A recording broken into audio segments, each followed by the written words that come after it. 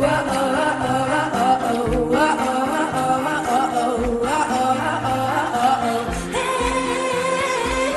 loin derrière, sans trop de raison.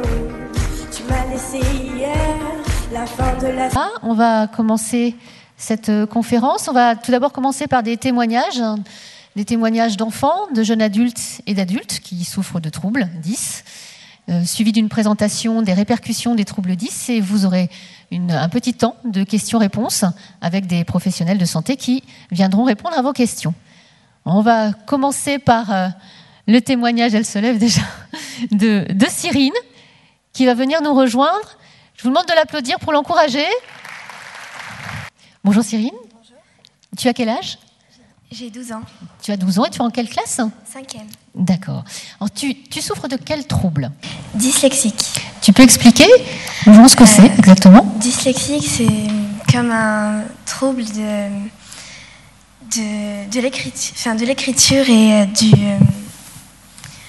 on a un peu de difficulté à lire et beaucoup de difficultés à... Pour lire, pour écrire, pour tout ce qui est les lettres, Oui. En général. D'accord. Alors, je crois que tu as fait un petit dessin. Est-ce que c'est toi qui l'as fait d'ailleurs ? Oui. Ouais, très bien fait. Les deux.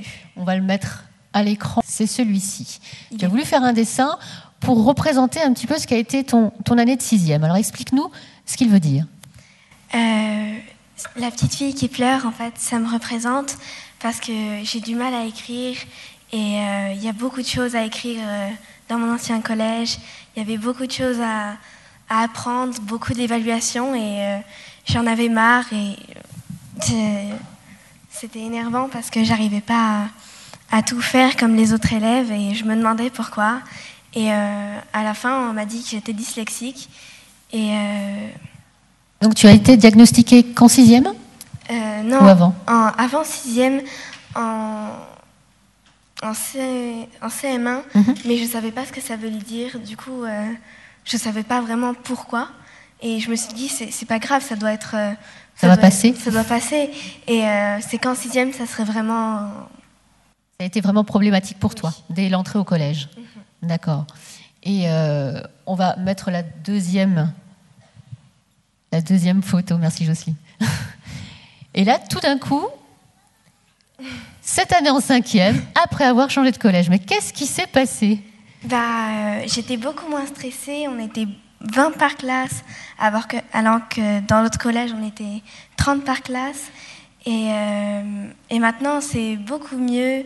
Ils donnent des textes à trous, beaucoup moins d'exercices. Donc ça, c'est les aménagements Oui. pour toi, qu'ils ne faisaient pas en 6e, du coup ? Non, qui ne le faisaient pas. D'accord. Mais du coup, ils le font pour tous les autres élèves et je me sens moins mise à l'écart. D'accord. Ils font tous ces aménagements. Tous les élèves en bénéficient, qu'ils soient 10 ou pas. Oui. D'accord. Ok. D'où la joie d'aller au collège maintenant. Oui. Ok. Donc tu as beaucoup moins de difficultés, mais est-ce qu'il t'en reste encore ? Ou est-ce que finalement tu es au même niveau ? Il m'en reste encore un petit peu, mais je les sens moins. Tu les sens moins. Donc tu as vraiment vu l'évolution en passant d'une classe à l'autre, parce que moins d'effectifs, donc on peut s'occuper de toi aussi un peu plus ? D'accord. Tu veux rajouter quelque chose pour tous les enfants qui souffriraient du même trouble que toi ? Qu'est-ce que tu voudrais leur dire ? Qu'il ne faut pas baisser les bras et que même les parents, qu'on doit toujours aider quelqu'un et on doit toujours y arriver à la fin. Bravo Cyrine, merci pour ton témoignage.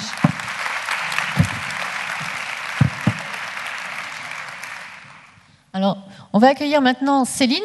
Je ne sais pas où elle se trouve, Céline, qui arrive et qui va en fait témoigner pour quelqu'un qui n'a pas pu venir, qui est malade, qui s'appelle Vanessa et qui est neuropsychologue. Donc, elle va prêter sa voix et lire le témoignage qu'elle nous a envoyé. Merci Céline, on l'applaudit aussi quand même. Donc voilà, témoignage donc d'une jeune adulte. Bonjour. Donc moi je prête juste ma voix en fait, et j'ai le texte qui a été envoyé par SMS ce matin. Donc c'est de Vanessa. J'ai peu de temps, je vais être brève. Diagnostiquée 10 à l'âge de 9 ans, je n'ai compris en quoi consistait la dyslexie que bien plus tard. Mes premières années d'école primaire ont été périlleuses. Je me souviens d'être vue comme une enfant gentille, mais un peu bête, ce à quoi je me suis identifiée. La dyslexie petite, c'était surtout quelque chose d'un peu honteux, qui faisait de moi quelqu'un de moins bien. La dyslexie fait partie de moi, de ma personnalité. Je me suis construite avec ces faiblesses, ce trouble, qui se sont par la suite transformés en une force. J'ai dû me battre pour prouver que je n'étais pas la petite fille bête qu'on avait décrite, pour prouver que je pouvais y arriver malgré les avis négatifs. J'ai alors réussi plus ou moins habilement à passer les années scolaires pour arriver à m'épanouir à l'université en étudiant la psychologie. Aujourd'hui, je suis neuropsychologue. Je travaille avec différents professionnels et mon travail est de faire des évaluations dans le but d'aider à proposer des diagnostics de troubles 10. La dyslexie m'aide aujourd'hui, m'aide à mieux comprendre les enfants que je rencontre, m'aide à mieux les écouter, à les aider dans leur scolarité, à expliquer également aux parents le trouble de leurs enfants. Dans mon quotidien, je reste dyslexique sans nul doute. Je lis doucement, je fais encore des erreurs de lecture quand j'essaie d'aller vite, et surtout, je fais encore tellement de fautes d'orthographe. C'est d'ailleurs, je crois, ce qui me reste le plus difficile. J'ai la chance de travailler avec des médecins, dont des collègues qui sont compréhensifs, qui ne me font jamais de remarques et qui me proposent même leur aide pour me relire. Quand il m'arrive d'avoir des retours négatifs sur mes productions écrites, j'arrive maintenant à en sourire, et je me dis que je n'ai plus rien à prouver. Je suis fière de mon parcours, j'aime mon travail et le lien que je peux avoir avec les enfants que je rencontre. Je souhaite à tous les enfants porteurs d'un trouble 10 de pouvoir faire de leur faiblesse une force.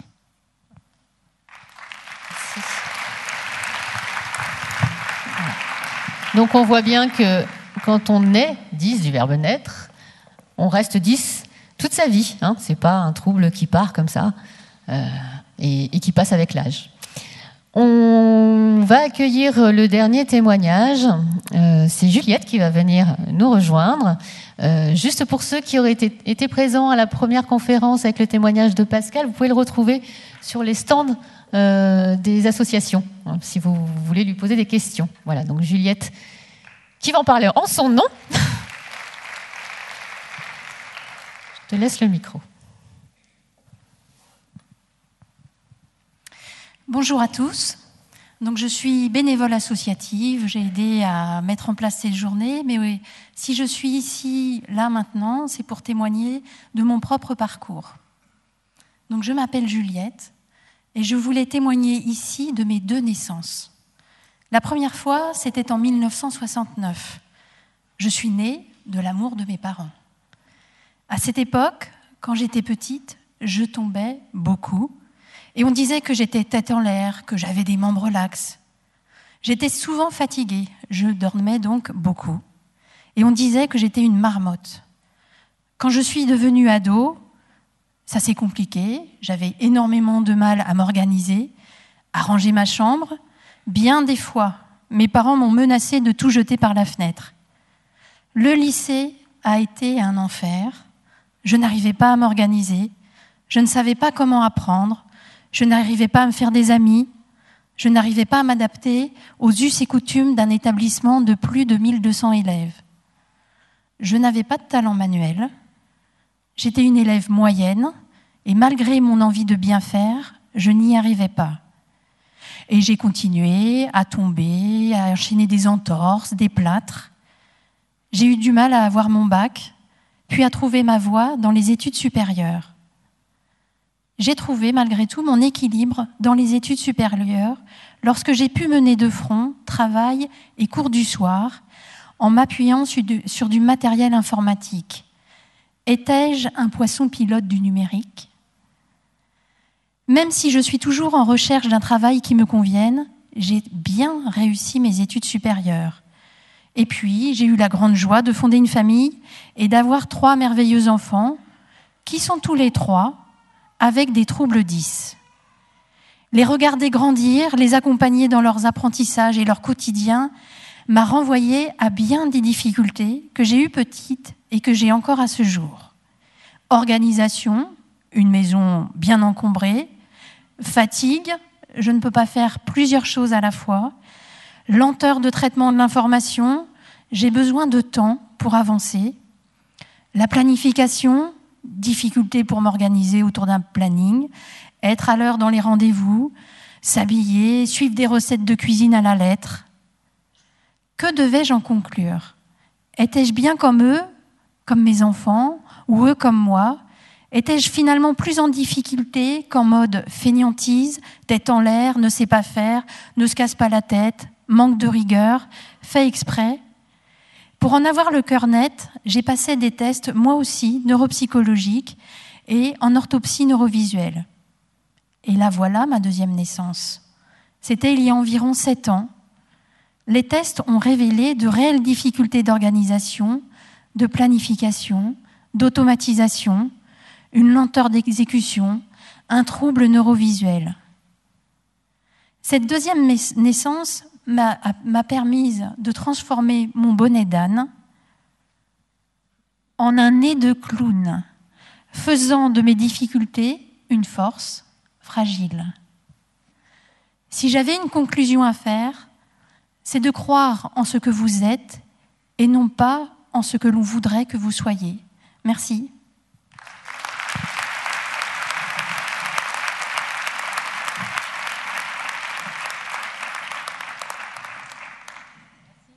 Merci Juliette pour ce beau témoignage.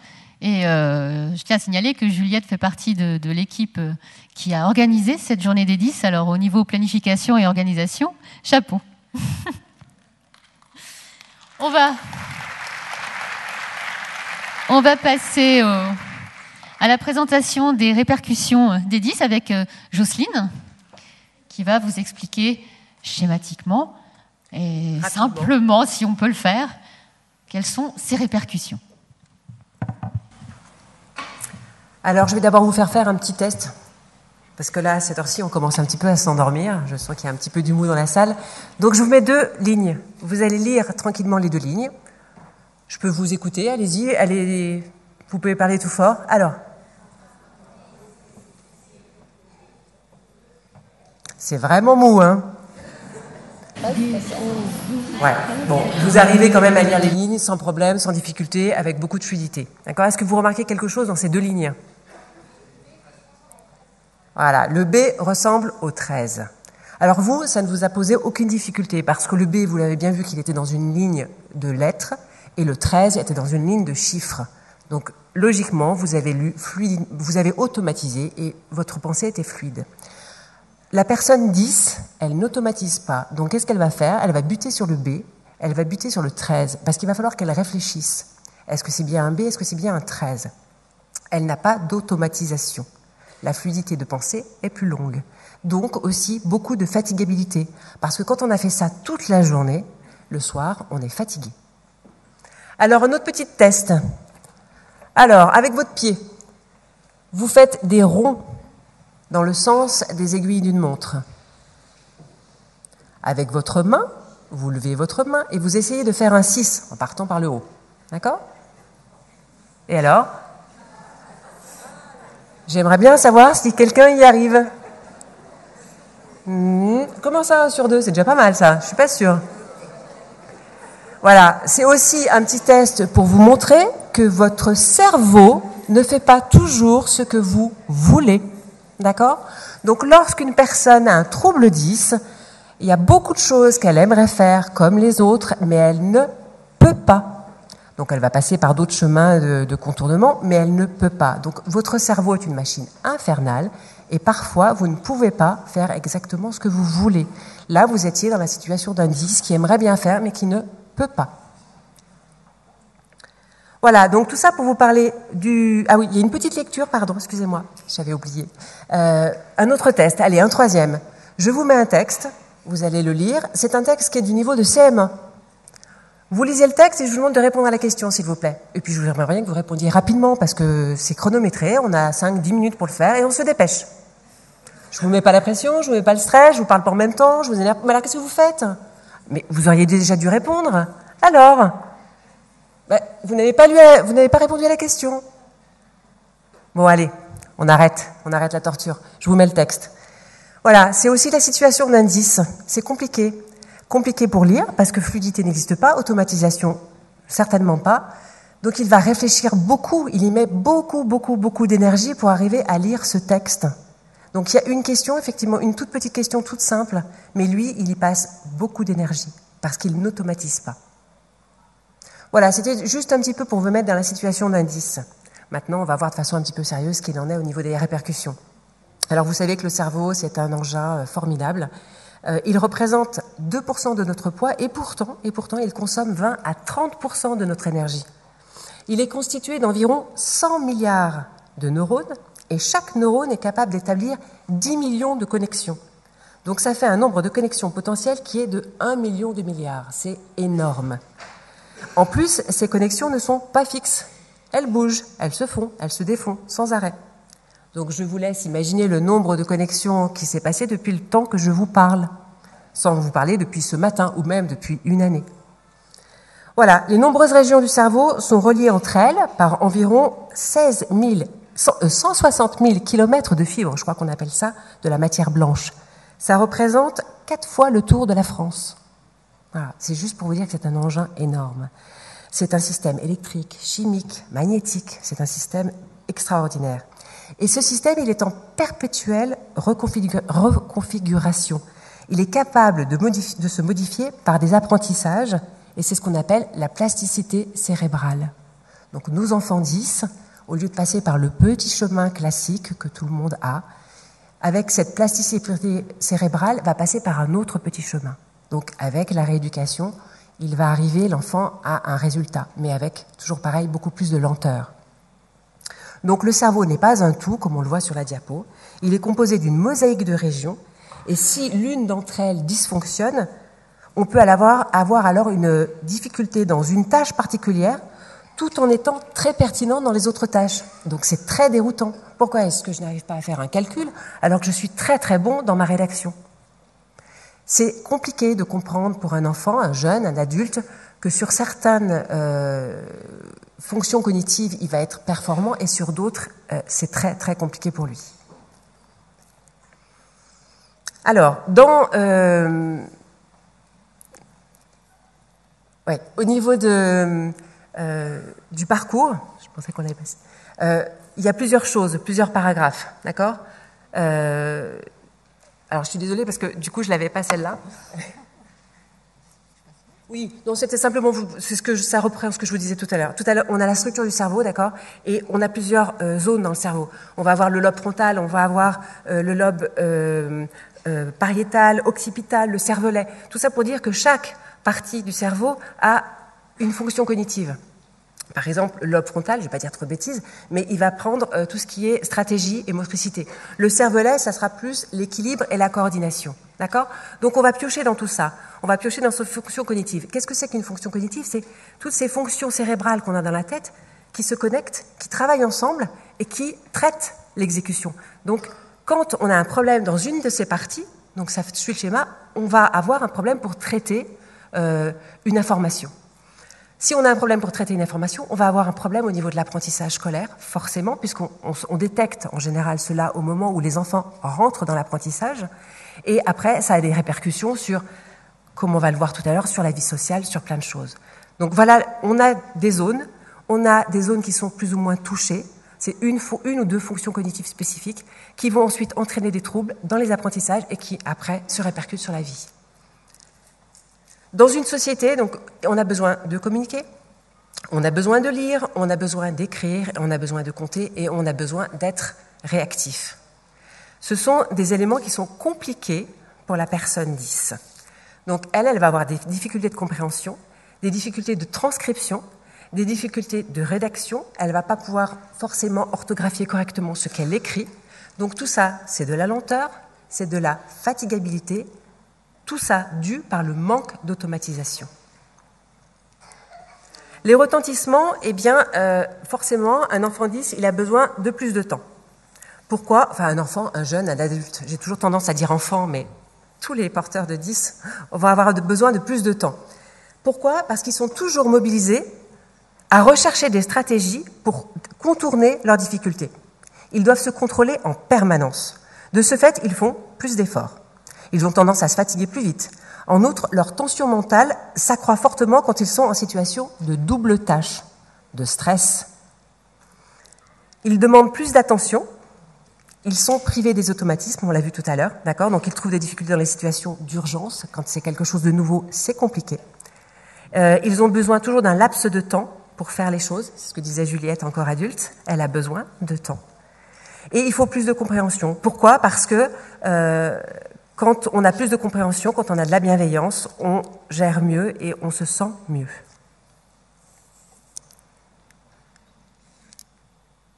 Donc ça peut être, les troubles 10, vous l'aurez deviné, soit un cercle vicieux, soit un cercle heureux. Le cercle vicieux, on revient dessus. Lorsqu'on fait une... Là, vous avez le cas de 2 copies. C'est la même personne, je crois qu'elle était en première S, qui a d'abord fait un devoir sur une matière qui n'était absolument pas aménagée. Donc il y a eu beaucoup de stress, il y a eu mauvaise écriture, pas possible de gérer ce qu'il en était et de faire en sorte que l'examen se passe correctement. Vous le verrez, hein, l'écriture est très vilaine, il y a plein de fautes, et en plus elle a des commentaires désobligeants. La deuxième matière, c'était 5 ou 6 jours après, avec une matière où l'enseignant aménageait. Elle lui donnait ses cours à l'amont sur une clé USB, elle avait le temps de travailler cette matière. Elle n'avait pas de stress parce qu'elle savait que l'enseignante était bienveillante. Donc là, vous avez une écriture beaucoup plus fluide et vous avez un résultat nettement meilleur. Donc tout ça pour dire que soit les troubles 10, c'est un cercle vicieux. Donc vicieux, pourquoi ? Parce que comme on l'a dit tout à l'heure, c'est ce que certains appellent l'effet domino. Quand j'ai des difficultés au niveau scolaire, dans les apprentissages, j'ai du mal à rentrer après en contact avec mes petits camarades. Je vais avoir du mal à avoir une bonne estime de moi. Je vais me sentir mauvaise ou mauvais. Ça va se répercuter dans tout mon parcours, dans la vie avec mes amis, dans la vie de tous les jours. Je ne vais plus oser prendre la parole. C'est vraiment le cercle vicieux, cet effet domino où tout va mal et forcément on arrive parfois à des problèmes psychologiques. Donc ce qu'on souhaite, nous, plutôt, c'est quand même le cercle heureux, sachant qu'on peut tous y arriver et que vraiment ça dépend de nous tous. Donc le cercle heureux, c'est d'abord avoir un sentiment de compétence. Pour avoir ce sentiment de compétence, il faut qu'on ait un parcours de scolarisation réussi. Donc il faut qu'on mette en place des aménagements, il faut qu'il y ait des gens bienveillants autour de nous, qu'on ait après envie d'apprendre. Quand on a appris tout ça, on rentre d'autant plus facilement dans les apprentissages et surtout on est curieux, on a envie de comprendre tout ce qui se passe. Ensuite, on se construit correctement parce qu'enfin on a une bonne estime de soi, donc on est content de ce que l'on est. Et puis forcément, ça nous aide plus tard dans la vie de tous les jours à communiquer, à rentrer dans une vie professionnelle et à être au mieux de soi. Donc le cercle vicieux, le cercle heureux, c'est vraiment 2 choses auxquelles on tient parce que nous avons tous un impact sur le développement et le fonctionnement du cerveau des autres. Même si vous n'avez pas l'impression, mais le fait, par exemple, de parler à quelqu'un qui est un peu différent, le fait de lui montrer de la bienveillance, vous allez le mettre à l'aise et vous allez l'aider. Donc le peu de choses que l'on fait, il faut le faire parce que c'est important pour eux. Donc c'est vraiment l'histoire de tous et on a tous, vraiment tous, un rôle à jouer. Merci.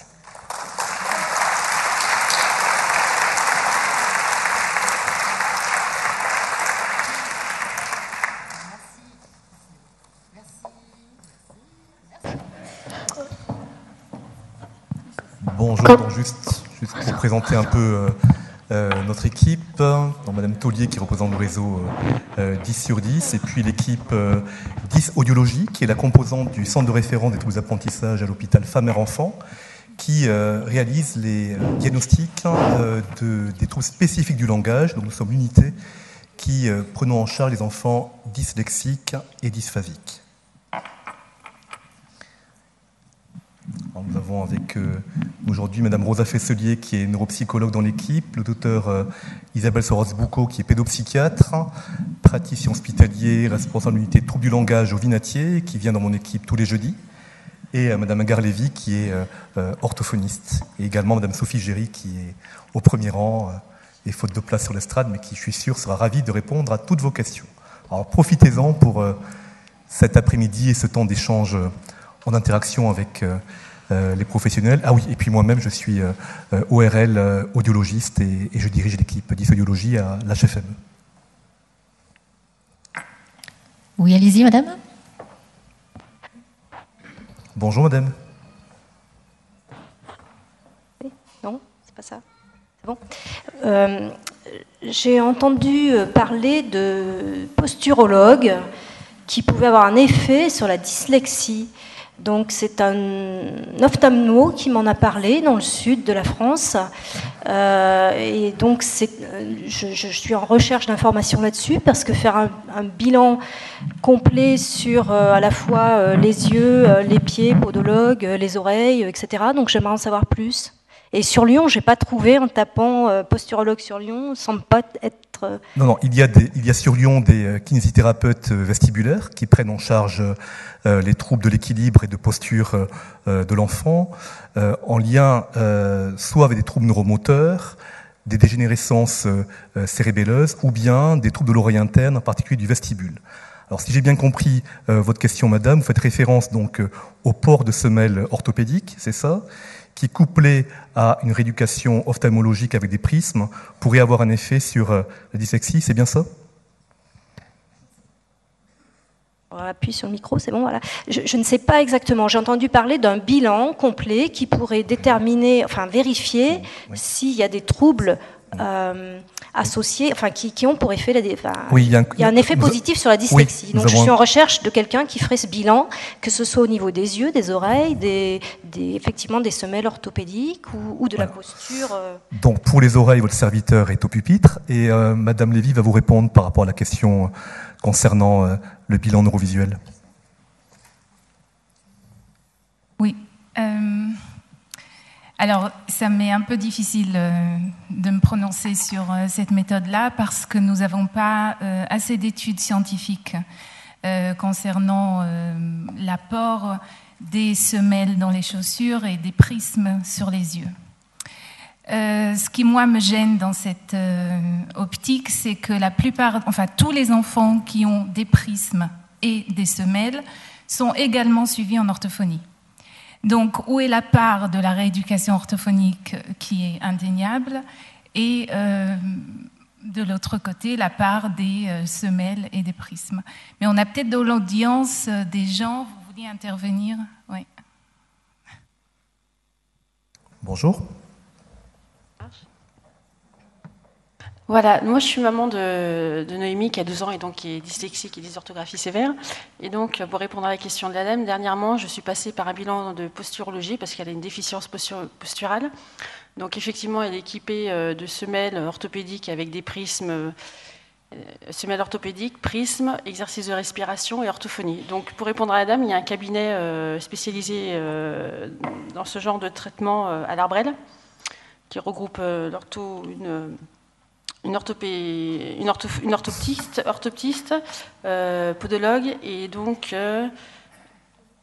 ophtalmo. Donc voilà, donc c'est vrai que c'est un petit peu récent. Donc, alors c'est vrai qu'il n'y a pas assez de recul, mais bon, on essaye de les aider par tous les moyens, à savoir que la durée du traitement c'est minimum 6 mois et maximum 2 ans. Donc voilà, après savoir si ça va fonctionner, mais bon, de toute façon, ça corrige effectivement la dyslexie et ça impose un petit peu à l'enfant à bien se positionner parce qu'apparemment, on aurait des capteurs partout dans le corps et si ces capteurs sont pas activés ils sont désactivés par une mauvaise posture, donc effectivement, les connexions se font pas et c'est ce qui peut entraîner un petit peu différents troubles. Donc après, c'est à essayer, voilà, parce que bon, on essaye tout. Tout à fait, madame. Donc, effectivement, d'un point de vue physiopathologique, le système donc de l'équilibre permet deux choses. D'une part, il est situé dans une partie de l'oreille interne qu'on appelle le vestibule, lui-même connecté au système oculomoteur, le mouvement des yeux, et l'ensemble est géré par le cervelet. Et ce système, d'un point de vue physiologique, permet à 2 fonctions. La première fonction, c'est le maintien de la posture, en coordonnant les informations visuelles de l'oreille interne, également ces capteurs que vous avez mentionnés, qui sont des capteurs proprioceptifs que nous avons au niveau de la plante des pieds, au niveau des terminaisons musculaires. Et deuxièmement, ce système d'équilibration, sa deuxième fonction est la stabilisation du regard. Et la stabilisation du regard, elle est capitale effectivement pour acquérir la lecture, permettent, par exemple, lors d'une accélération angulaire comme ceci, ou bien en arrière, ou en avant, de maintenir le regard fixe et d'avoir la cible visuelle qui ne fluctue pas, ce que l'on appelle en termes neurologiques une oscillopsie.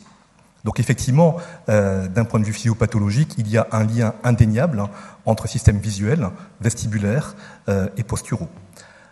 Par contre, comme le soulignait Madame Lévy, je n'ai pas connaissance à ce jour d'études scientifiques, on parle de preuves evidence-based, qui montrent que la rééducation par prisme ou par porte de semelle ait un effet prouvé dans une étude en double aveugle, en contrôle avec un placebo. Voilà ce que je peux vous dire aujourd'hui d'un point de vue scientifique. Nous avons aussi par ailleurs parlé des difficultés des enfants dyslexiques à gérer plusieurs choses à la fois. C'est évident que quand on rajoute des prismes, des semelles, un plan incliné, la façon de se mouvoir, attendre dans une file d'attente, dormir, je ne sais pas si vous avez... Voilà. Ça n'aide pas l'enfant dans ce sens-là. Alors, nous avons présenté notre étude tout à l'heure de ce qui se passe sur les tests auditifs que nous faisons avec des enfants entraînés versus des enfants non entraînés pour montrer effectivement l'apport de la méthode. La méthode du docteur Kersia n'a pas fait l'objet d'études avec ou sans prisme. Donc on ne sait pas quel est l'apport des prismes et des semelles dans les chaussures. Et à nouveau, tous les enfants qui sont porteurs de prismes et de semelles sont en parallèle suivis en orthophonie. Donc, j'attends une étude de sans orthophonie, prisme, semelle, plan incliné, etc., versus avec orthophonie prisme, versus orthophonie pure. Voilà. Et la méthode n'est pas récente, ça fait bien 15 ans. À ce jour, pas d'études scientifiques publiées. Voilà. Extrêmement onéreuse par ailleurs. S'il vous plaît, à partir du moment où des parents se posent une question relativement à des choses, des difficultés particulières qu'ils reconnaissent chez leur enfant en début d'école ou à un repérage effectué par un enseignant, quel est d'après vous le schéma de détection d'orientation des enfants en situation de trouble à partir du moment où on les détecte? Que doivent faire les parents à partir du moment où ils ont un doute? Que doivent faire les enseignants à partir du moment où ils ont un doute? Est-ce que vous pourriez, s'il vous plaît, rentrer dans le détail de tout ce schéma d'orientation, de prise en charge, et si possible gratuite pour tous les parents pour lesquels la perspective de dépenser beaucoup pose vraiment question? Bonjour monsieur, donc on va être tout à fait heureux de répondre à votre question qui, je crois, touche au parcours de santé. Est-ce que le docteur Suarez Bucco souhaite détailler? Donc, vous partez du premier niveau de dépistage, c'est-à-dire un enfant qui a des difficultés, soit de langage, mettons en école maternelle, soit, ce qui n'est d'ailleurs pas exclusif, de langage oral et de langage écrit au début du primaire. En principe, ses parents et son instituteur qui s'en aperçoivent doivent logiquement en parler au médecin scolaire, qui est, si je ne m'abuse, la cheville ouvrière de la mise en place des aides qui vont pouvoir être faites dans l'éducation nationale. Donc le médecin scolaire va, je pense, enfin, ça c'est vraiment du premier niveau, hein, on va dire pour un trouble simple, faire en sorte que soit prescrit, parce que lui ne peut pas être prescripteur, une rééducation, déjà un examen de l'audition, j'ai envie de dire standard, un examen visuel standard et une rééducation orthophonique. Le tout en lien avec l'enseignant, ça c'est le premier niveau, si mes collègues veulent.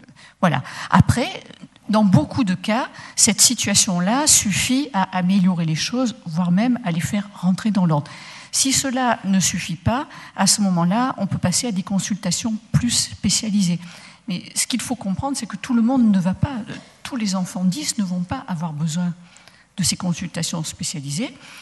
Aussi pour la simple raison qu'il y a des degrés de gravité différents dans les troubles 10. On a des troubles du langage oral plus ou moins sévères et on a des dyslexies également plus ou moins sévères. On a des gens qui vont avoir des troubles associés à leurs troubles du langage oral ou écrit, et d'autres non. Je ne sais pas si je vous ai suffisamment répondu. Il y a très peu de médecins scolaires, ou alors ils sont très peu là, on les voit très peu. Est-ce qu'il y a un autre biais Une autre façon, est-ce que les parents médecin parlent généraliste? Alors j'ai donné la parole à Madame Marie-Claire Taulier qui fait partie donc du coordinatrice du réseau 10 sur 10 et je pense qu'il pourra vous apporter un éclairage tout à fait intéressant. Oui, donc du coup moi je suis coordinatrice de soins dans un réseau 10 sur 10. C'est un réseau qui regroupe des professionnels libéraux et qui a pour objectif donc de les faire se concerter quand l'enfant présente des troubles associés des apprentissages, donc pour travailler sur le parcours de soins, la prise en charge. Pour répondre à votre question et pour compléter ce qu'a dit le docteur Suarez, il y a effectivement les médecins scolaires, mais il faut aussi penser aux médecins généralistes de l'enfant. Bon, effectivement, il y a une question de formation parfois qui est parfois délétère, mais c'est le premier interlocuteur, je dirais, de la famille qui va prescrire les bilans qui vont être réalisés dans les cabinets des professionnels de ville quand le trouble est simple. Isabelle l'a bien dit. Puis quand le trouble résiste à une prise en charge qui est déjà engagée, dans ces cas-là, il va falloir solliciter d'autres personnes, d'autres professionnels pour aller chercher s'il y a des troubles associés. En fait, on va repérer des signes, je ne sais pas, des difficultés d'attention, des difficultés de graphisme ou autres qui vont générer donc l'envoi vers des professionnels comme un psychomotricien, un ergothérapeute et la plupart des diagnostics de troubles multiples, enfin le diagnostic est toujours pluridisciplinaire. Il va falloir aussi faire une psychométrie. Elle peut être réalisée auprès du psychologue scolaire. Il faut la demander en première intention à l'école. Les psychologues scolaires sont à même de pouvoir la faire gratuitement, effectivement, pour répondre à votre question. Mais c'est vrai que parfois ils sont surchargés et vous n'avez pas tous les mêmes réponses dans les établissements. Dans ces cas-là, malheureusement, il faut s'adresser. Enfin, malheureusement, c'est pas le mot, mais il faut aller faire une psychométrie en ville. C'est vrai que c'est onéreux. Je ne sais pas, il y a des mutuelles parfois qui prennent ça en charge. Et puis, voilà, donc ça c'est le deuxième niveau en fait. Oui, parce que, alors oui, voilà. Il est effectivement malheureux que les psychométries réalisées en milieu scolaire n'apportent pas toujours les éclairages qu'on pourrait attendre d'elles. Il est souvent nécessaire, vous l'avez dit Marie-Claire, c'est indispensable de travailler dans le cadre spécifique des troubles 10 en équipe pluridisciplinaire et tous les jours dans notre unité nous reposons sur les bilans neuropsychologiques qui nous permettent vraiment en interaction rapprochée d'affiner le diagnostic. Est-ce que Madame Fesselier veut documenter un peu plus? Oui, merci Hong. Voilà, donc nous, en tant que neuropsychologues, on a une approche globale du fonctionnement intellectuel de l'enfant et cognitif. Comme l'a présenté l'interlocuteur avant nous, le cerveau, il est composé de plusieurs parties qui vont gérer plusieurs compétences cognitives. Ces différentes parties, on le voit par rapport aux tests. On a plusieurs tests, on a des batteries de tests qui vont aborder le langage, l'évolution du langage oral. Une partie qui va aborder les capacités d'analyse sur un matériel visuel, une autre partie qui va aborder ce qu'on appelle la mémoire de travail, c'est une capacité à se concentrer et à prêter attention à un matériel oral, et aussi les rapidités de traitement d'une information. Donc ces 4 composantes intellectuelles vont nous montrer quelles sont les forces et quelles sont les faiblesses de l'enfant. Et en fonction de ces faiblesses, nous allons d'autres tests pour aller approfondir notre vision des capacités intellectuelles. Donc l'importance de ce bilan, c'est on va s'appuyer dessus pour s'orienter. Est-ce qu'il y a une difficulté plutôt verbale ou une difficulté plutôt visuelle ou une difficulté plutôt de l'ordre de l'attention ou une difficulté plus dans la coordination et la rapidité du traitement de l'information. Nous travaillons en concert avec l'orthophoniste, avec l'orthoptiste, avec le médecin traitant pour étayer l'enfant, pour lui mettre en place ensuite en concertation aussi avec les autres professionnels les aménagements nécessaires pour pallier à ces difficultés, c'est-à-dire un enfant, il est intelligent, et si on se base uniquement sur ses faiblesses, on va dire qu'il ne peut rien faire. Au contraire, il a beaucoup de capacités, mais ces capacités, on a besoin de les pallier parce qu'il y a une difficulté ailleurs qui va faire l'effet domino, c'est-à-dire un enfant qui a une faiblesse verbale, il va avoir des faiblesses un petit peu partout parce qu'il va manquer de confiance, parce qu'il va moins bien analyser, moins rapidement analyser, il sera lésé un petit peu partout. Donc la force de ces bilans, c'est de dire là il y a un problème, le reste va bien, on va étayer, on va pallier à ces difficultés et on va relever le niveau et ça permet des réussites, ça permet à des personnes d'être heureuses avec leurs capacités cognitives. Voilà. Alors, juste, je donne ensuite la parole, je pense que c'est capital ensuite pour le médecin qui collégie les données du bilan audiologique, orthophonique, orthoptiste et neuropsycho, de faire la part des choses. Par exemple, si jamais le bilan neuropsychologique a montré qu'il y avait une difficulté sur la mémoire de travail, c'est-à-dire la capacité qu'a le cortex préfrontal à stocker des informations visuelles, auditives ou langagières pour ensuite donner une réponse à une tâche appropriée, il faut vérifier que ce déficit de mémoire de travail n'est pas dû, il ne s'explique pas, à un problème de la conscience phonologique.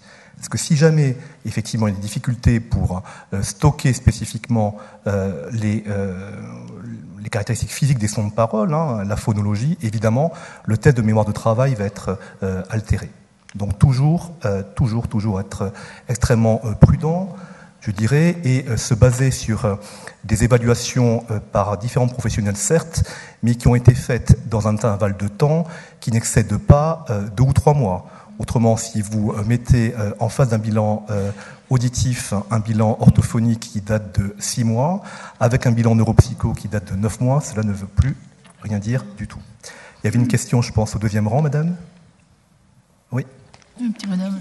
Jeune homme. Petit garçon, là, ouais. Bonjour. Vas-y, on t'écoute.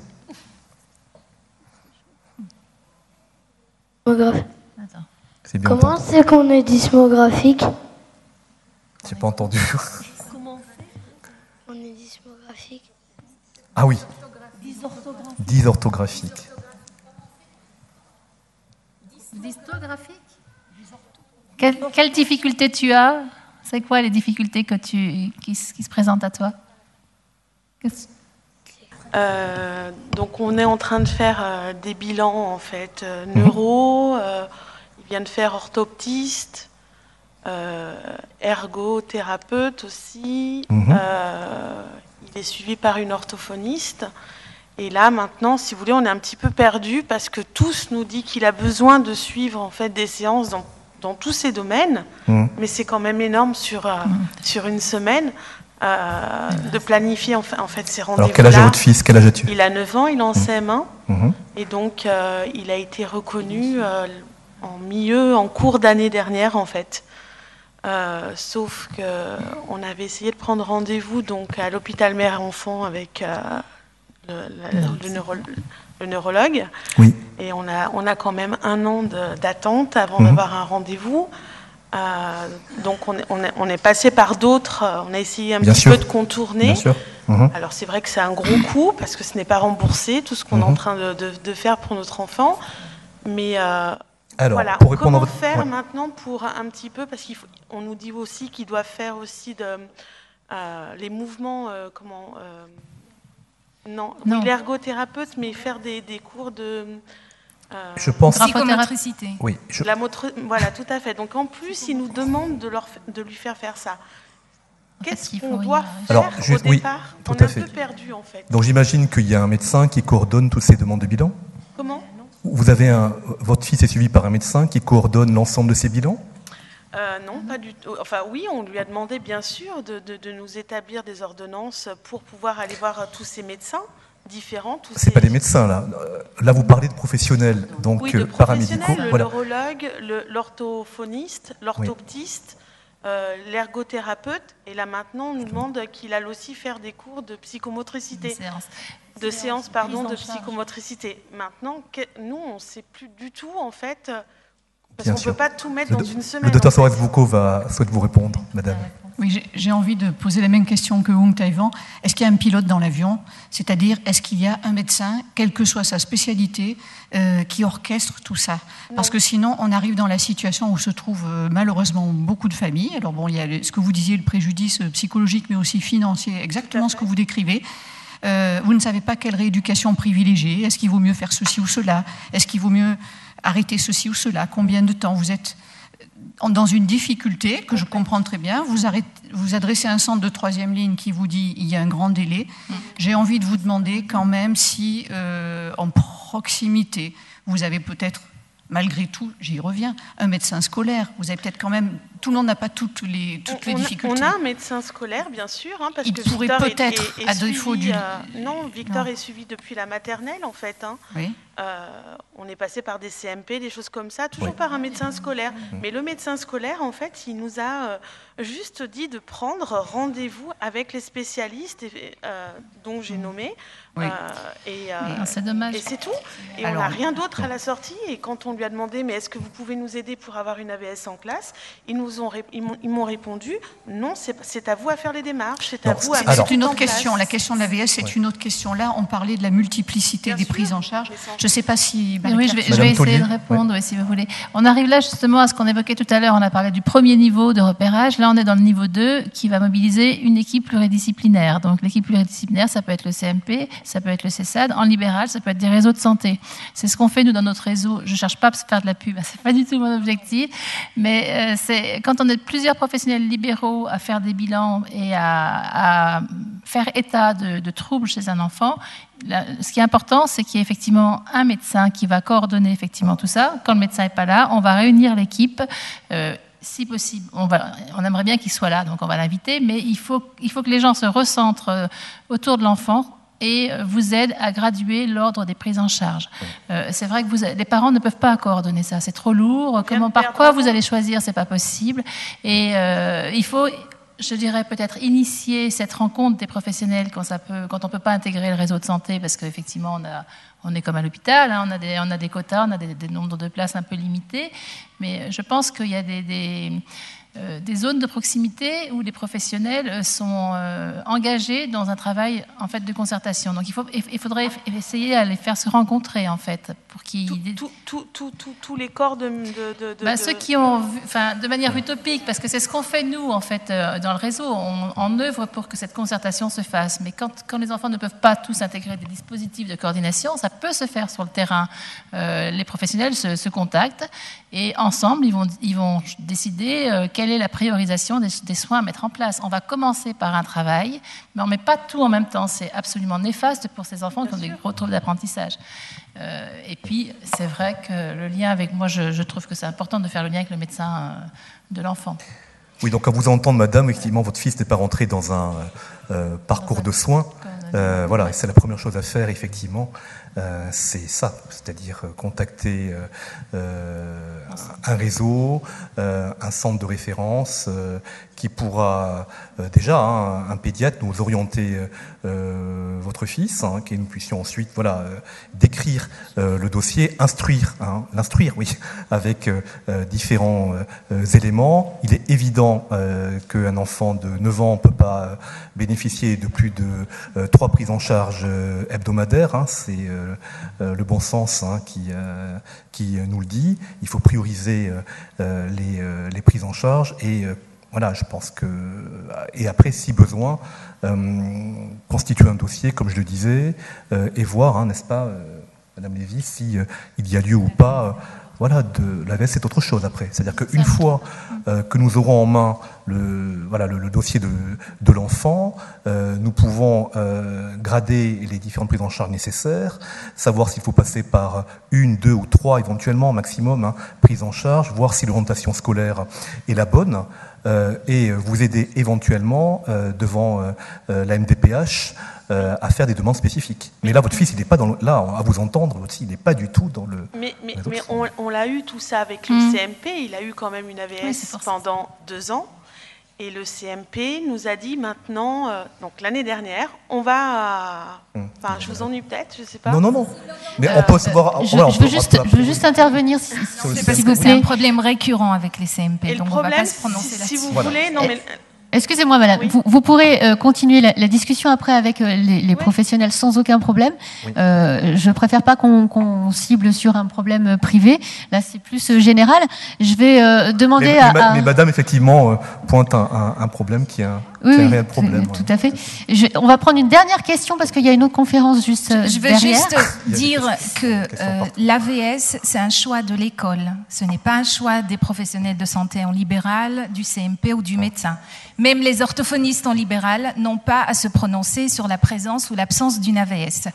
Vous verrez l'équipe de la MDPH un peu plus haut dans l'allée centrale. Une AVS, la demande d'une AVS doit être motivée uniquement par l'école. Donc, écoutez, quand on a des équipes pluridisciplinaires à la MDPH, l'orthophoniste peut effectivement se prononcer sur le trouble de l'enfant, mais l'AVS n'est présente qu'à l'école. Donc, c'est une aide humaine pour l'enfant à l'école, et non à la maison, et non à côté de l'orthophoniste. Donc, c'est quelque chose qui doit être motivé par l'école. Ça veut dire que si votre dossier a été rejeté, c'est que ça n'a pas été assez motivé par l'école. Oui, mais surtout l'école.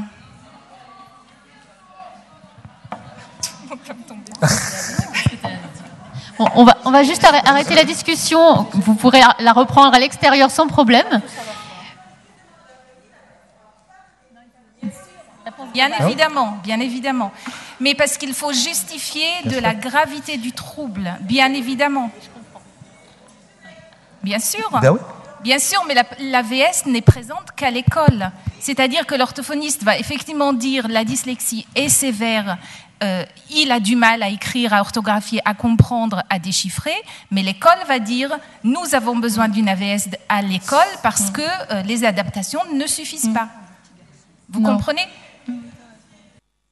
Oui, complètement. Ils sont importants dans la constitution du dossier parce qu'il y a un trouble 10 et qu'il faut le mettre en avant. Sauf que l'AVS, c'est une aide humaine scolaire.